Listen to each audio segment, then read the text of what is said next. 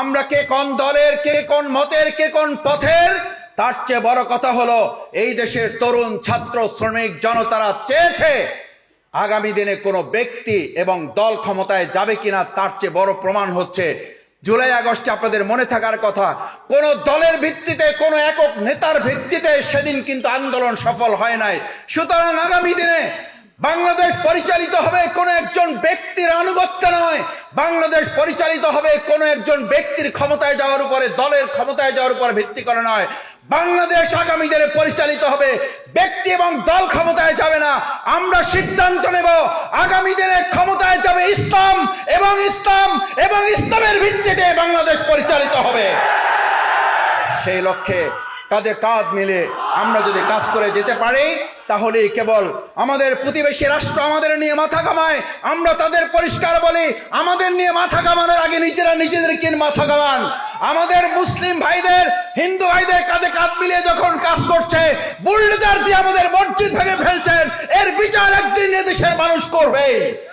আমি ইসলামী ছাত্র শিবিরের তখন কেন্দ্রীয় সভাপতি হিসেবে কাজ করি। 2006 সালে রাজশাহী থেকে আমি আসছি। মুফতি ফজলুল হক আমিনী রাহিমাহুল্লাহ উনি ঢাকা থেকে উত্তরবঙ্গের দিকে যাচ্ছেন। মাঝখানে সিরাজগঞ্জের একটি হোটেলে একসাথে নাস্তা করার সুযোগ যখন হচ্ছিল, আমি কাছে গিয়ে হাত মিলালাম। আমার মাথাটা ওনার বুকের সাথে মিলালেন। আমি আমার বুকে এখনো মুফতি ফজলুল হক আমিনী রাহিমাহুল্লাহর উষ্ণ স্নেহ আমি অনুভব করি। একজন আলেমে দিন, আলেমের একজন ছাত্রের জন্য কত বড় নিয়ামত। ওনারা এই পৃথিবী থেকে চলে যাওয়ার পর আমরা তা আরো অনেক বেশি হৃদয় থেকে উপলব্ধি করি। আল্লাহ সুবহানাহু ওয়া তাআলার কাছে আজকে প্রাণ ভরে দোয়া করি, মহান আল্লাহ রাব্বুল আলামিন আমাদের এই প্রিয় উস্তাদ, আমাদের এই সম্মানিত রাহবারকে জান্নাতুল ফেরদাউসের উচ্চ মাকামের জন্য আপনি তাকে কবুল মঞ্জুর করেন। তিনি শুধুমাত্র একজন বিজ্ঞ আলেমই ছিলেন, ব্যাপারটা তো এরকম নয়। তিনি অসংখ্য আলেম তৈরি করেছেন, এবং আলেমদের ওস্তাদ ছিলেন শুধু না, তিনি অসংখ্য ওস্তাদ তৈরি করেছেন। আমাদের আলেমদের সম্পর্কে দেশের মানুষ এবং এই বঙ্গের অথবা এই উপমহাদেশের একটা ধারণা আছে, আলেমগণ শুধু সালাত আদায় করবেন, মসজিদ পরিচালনা করবেন, অথবা সমাজ রাষ্ট্র পরিচালনায় তারা শুধু মানুষকে নসিহা করে বেড়াবেন। সেই ধারণারও ভুল প্রমাণ করেছেন তিনি।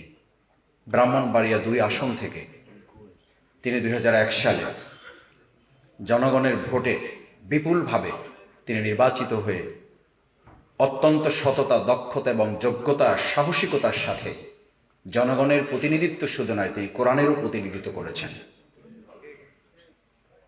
আমার এখন মনে আছে, ইসলাম ঘরানার বাইরের একজন মানুষ জাতি ঈদগাহে যখন তার জানাজা অনুষ্ঠিত হয়েছিল, ইসলাম ঘরানার বাইরের একজন মানুষের কথা বলছি, নাম বললে আপনারা চিনবেন। উনি তখন আমাকে বলেছিলেন আমার নামটা কাউকে বলবেন না। আমি বললাম কি বলতে চান? বলছেন মাসুদ ভাই, মুফতি আমিনী রাহিমাহুল্লাহর আজকের জানাজা আমার কাছে মনে হয়েছে এখানে শুধু দুনিয়ার মানুষেরা না, আল্লাহ তাআলা অসংখ্য ফেরেশতা এই জানাজায় সম্পৃক্ত করেছেন। আপনাদের নিশ্চয়ই মনে থাকার কথা, ওই জানাজা শুধু মানুষের জানাজা আমাদের কাছে মনে হয়নি। কেউ বলতে পারে না এখানে কতজন লোক হাজির হয়েছে। আমাদের সেই সময়ের পত্র পত্রিকাগুলো এটা উল্লেখ করেছে, ইতিহাসের ঐতিহাসিক একটা জানাজা সেদিন সম্পন্ন হয়েছে। এটা কেন? এটা ব্যক্তির প্রতি ভালোবাসা নয়। আমরা ইসলামী আন্দোলনের লোকেরা ব্যক্তি তৈরি করে না। আমাদের প্রতি তাদের একটা ভুল ধারণা আছে। তারা মনে করে মুফতি ফজলুল হক আমিনীর মতো ব্যক্তিদেরকে হত্যা করলে অথবা তারা পৃথিবী থেকে চলে গেলে ইসলামও বোধহয় চলে যায়। আমাদের মাওলানা মতিউর রহমান নিজামীর মতো লোকদেরকে ফাঁসিতে ঝুলালে বোধহয় ইসলামও ফাঁসিতে ঝুলে যায়। আমাদের আজকের এই দিনে 2012 সালের আজকের এই দিনে 2013 সালের আজকের এই দিনে শহীদ আব্দুল কাদের মোল্লা ভাইকে ফাঁসিতে ঝুলানো হয়েছে। আমরা দ্ব্যর্থহীন কণ্ঠে বলি মুফতি ফজলুল হক আমিনী রাহিমাহুল্লাহ অথবা আমাদের শহীদ আব্দুল কাদের মোল্লারাই পৃথিবী থেকে চলে যায়, তারা ব্যক্তি চলে যায়, তাদের আদর্শের সমস্ত শক্তিতে গোটা পৃথিবী আরো কয়েক গুণ গুণে বলিষ্ঠ হয়ে যায়। আমাদেরকে ফাঁসিতে ঝুলিয়ে আমাদের আদর্শকে ফাঁসিতে ঝুলানো যায় না। এই কথাটা যতবার আপনারা ভুলে যাবেন, যত ষড়যন্ত্র আমাদের বিরুদ্ধে করবেন, এই দাড়িওয়ালা টুপিওয়ালা পাঞ্জাবিওয়ালা তত বেশি ঐক্যবদ্ধ হয়ে আপনাদের সমস্ত ষড়যন্ত্রের বিরুদ্ধে দাঁত ভাঙা জবাব দেওয়ার জন্য আমরা দাঁড়িয়ে যাব। আমাদের পার্শ্ববর্তী রাষ্ট্র থেকে ভয় দেখাবেন না। তারা টার্গেট করেছিল দাড়িওয়ালা টুপিওয়ালাদেরকে, কারণ তারা জানে বাংলাদেশের স্বাধীনতার সার্বভৌমত্ব রক্ষার জন্য এই দাড়িওয়ালা টুপিওয়ালারাই তাদের প্রধান বাধা। সম্মানিত ভাই এবং বন্ধুগণ, নেতৃবৃন্দ কথা বলবেন। আমি আপনাদের শুধু দুটো আহ্বান করে আমার বক্তব্য শেষ করতে চাই। এক নম্বর হচ্ছে, ভাইয়েরা, আমরা আজকে এখানে যারা আছি, আমাদের এই প্রিয় মাতৃভূমি বাংলাদেশের সমস্ত মানুষের আজকে সবচেয়ে বড় জুলাই আগস্টের গণ অভ্যুত্থানের ছাত্র জনতার কি আশা প্রত্যাশা ছিল, কি ভূমিকা ছিল তাদের মূল ভূমিকাটা ছিল তারা কি চেয়েছে? তারা উই ওয়ান্ট জাস্টিস চেয়েছে। তারা বৈষম্য মুক্ত একটা বাংলাদেশ চেয়েছে, বৈষম্যহীন একটা বাংলাদেশ চেয়েছে। আমাদের এই ইসলামপন্থী দলটাকে তারা প্রধান টার্গেট করে বাতিলরা কেন? তারা জানে এই বৈষম্যহীন বৈষম্যমুক্ত উই ওয়ান্ট জাস্টিসের বাংলাদেশ প্রতিষ্ঠা করার মতো আর নিয়ামক শক্তি কারো হাতে নেই, যা ইসলামপন্থী দলের হাতে আছে। আমরা একটা কথা পরিষ্কার বলে দিতে চাই, আগামী নির্বাচন কখন হবে, কিভাবে হবে, কোন সংস্কারের পরে হবে, কি হবে না হবে, তার আগে খুনি হাসিনা সরকার আমাদের এই আলেমদেরকে 2013 সালে যেখানে হত্যা করেছে, আমাদের আলেমদেরকে যারা ফাঁসিতে ঝুলিয়ে হত্যা করেছে, তাকে গ্রেফতার করে বিচারের আওতায় না নিয়ে আসা পর্যন্ত বাংলাদেশে সুষ্ঠু নির্বাচন অনুষ্ঠিত হতে পারে না। অবৈধ অস্ত্র উদ্ধার না করা পর্যন্ত সুষ্ঠু নির্বাচন হতে পারে না। কালো টাকা উদ্ধার না করা পর্যন্ত সুষ্ঠু নির্বাচন হতে পারে না। সুতরাং যারা এখন নির্বাচন করছেন, আমি তাদেরকেও বলতে চাই, আসুন আগে অবৈধ অস্ত্র, অবৈধভাবে কালো টাকা এবং খুনি সন্ত্রাসীদেরকে গ্রেফতার করে শাস্তির আওতায় না নিয়ে আসলে আমাদের দেশে সুষ্ঠু নির্বাচন হয়তো আদৌ সম্ভব হবে না। শেষ কথা হচ্ছে, ভাইয়েরা, আসুন আমাদের এই প্রিয় মাতৃভূমি বাংলাদেশের জন্য যদি সুন্দর একটা বাংলাদেশ বিনির্মাণ করতে হয়, সেই সুন্দর বাংলাদেশ বিনির্মাণের শুধু স্লোগান দিলে হবে। আমাদের মুফতি ফজলুল হক আমিনী রহিমাহুল্লাহ, তাদের যোগ্য উত্তরসূরি যারা এখানে আছেন, আমরা ইসলামপন্থী দলে যারা কাজ করি, আমাদের 2009 সালের পর থেকে তারা প্রথম দিকে দলকে টার্গেট করে নেয়, তারা টার্গেট করেছে ইসলামপন্থী ওয়ালাদেরকে। জেলখানায় আমাদেরকে এক জায়গায় রাখা হতো একটা ব্যারিকেড দিয়ে। আমাদেরকে যখন গ্রেপ্তার করে ভিতরে ঢুকানো হলো, বললো যে আপনাদের জঙ্গি লোকেরা আছে। আমি বললাম, জঙ্গি লোকেরা? বলছে হ্যাঁ, এক জায়গায় আপনাদেরকে রাখা হয়েছে, তাদেরকে বের হতে দেওয়া হয় না।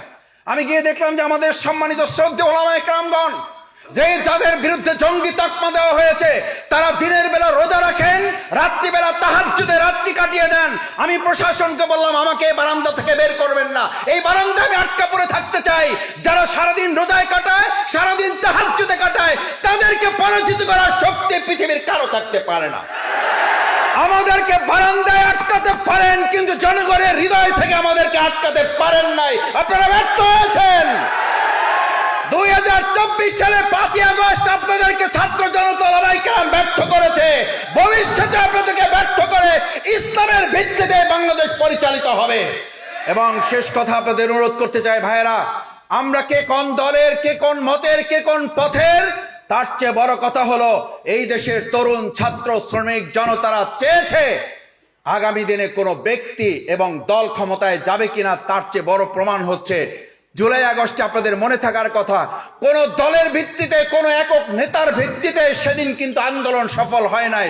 সুতরাং আগামী দিনে বাংলাদেশ পরিচালিত হবে কোন একজন ব্যক্তির আনুগত্য নয়, বাংলাদেশ পরিচালিত হবে কোন একজন ব্যক্তির ক্ষমতায় যাওয়ার উপরে, দলের ক্ষমতায় যাওয়ার উপর ভিত্তি করে নয়।